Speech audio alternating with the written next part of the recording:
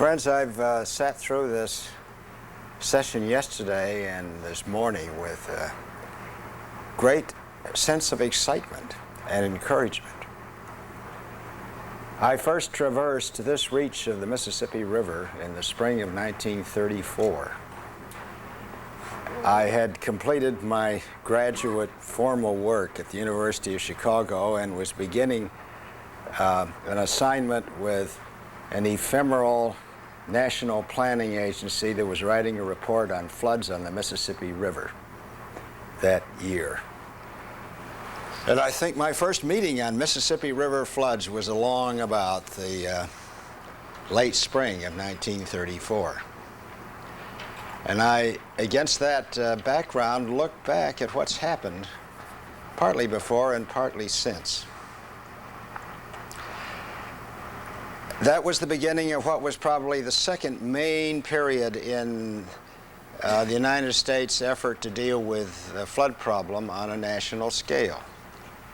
The first major period began in the 1860s with the Humphreys and Abbott proposal for levees-only control of floods on the Mississippi River that prevailed until the Great Flood of 1927.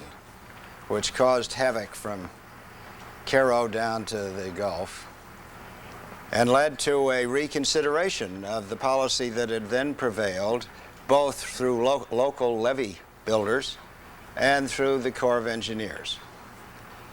And in 1927, on the heels of that flood, the Congress passed an extraordinary piece of legislation not to deal with flood losses, but to initiate a series of basin studies of comprehensive ways of looking at water problems in the nation as a whole. The first of those studies to get completed that had been put into action by 1933 was on the Tennessee River. It was the origin of the Tennessee Valley Authority, which then later became the first national agency to be concerned with a comprehensive view of ways of approaching floods. In 28, the levees-only policy was reversed, a program of national construction was foreseen, and by the great floods of 1936 on the Ohio Valley and other parts of the nation, New England, one had the Flood Control Act of 1936, which set in operation a huge array of activities to build levees, channels, floodways, reservoirs to control floods in the United States. And that was the dominant theme for the meetings that one attended about floods in the United States all through the 30s and the 40s and the 50s. And then in the mid-60s, there came a time of kind of sober reassessment in which people began asking, is this doing what we hoped it would do, and in ways that we hoped would be effective from the standpoint of the welfare of humans that live in the floodplain? And one had in the old task force report, the congressional workforce, the initiation of the Unified National Plan for Floodplain Management and the Federal Flood Insurance Program, which was intended, as first drafted and approved by the Congress, as a means of obliging people who occupied vulnerable areas all around the country to come to grips with the economics of the risk of their living in those particular hazardous areas and ways in which they could deal more effectively with that risk. Didn't work out that way, as it turned out. But it has prevailed now for 25 years. And I think that this year we are seeing the beginning of a fourth great period in ways of dealing with the flood hazard problem in an integrated fashion in the whole floodplain regional environment. And I would suggest that this meeting here is, so far as I know, the first meeting in which you have a combination of local, state, and federal people who are seriously asking how to craft and carry out a program on a national scale, because what's done here obviously has implications for other parts of the country immediately. On a national scale, not just Iowa, but the Mississippi Valley and other parts of the country. A program which tries to take into account the human values, the local resource decisions, the whole pattern of local community management as it's related to flood hazard.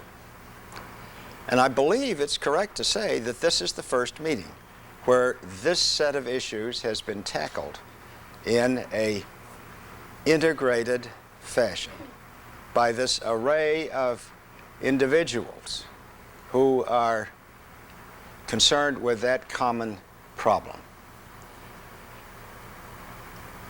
Well, I don't know how many of you will be able to look back 10 years or 20 years or 30 years or 40 years later to this meeting.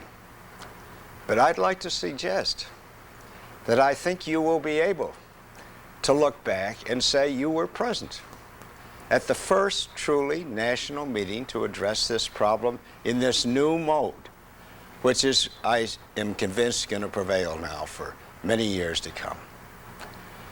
And as you do that, I hope you will not only be able to say that you were present in this session, but I hope you'll be able to find satisfaction in what's happened since.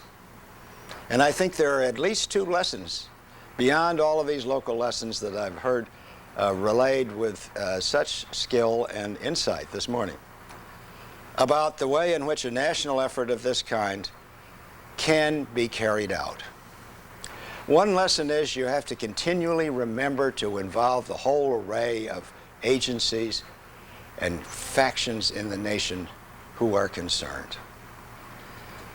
You can't go through the process of letting the Soil Conservation Service and the Corps of Engineers operate virtually independently for the same reaches of the river. And you can't go through the process of saying what the Corps of Engineers does is of no concern to the Department of Urban Housing or the local community affairs group. And this calls for a persistent amount of communicating with, keeping informed other sectors of our society. The other lesson that I think we can learn, and we have learned dramatically and painfully from the failure in many sectors of the whole federal insurance effort, is we need to repeatedly make critical assessments of what we've done and how we're doing, and to face up to where we've made mistakes and where we can correct.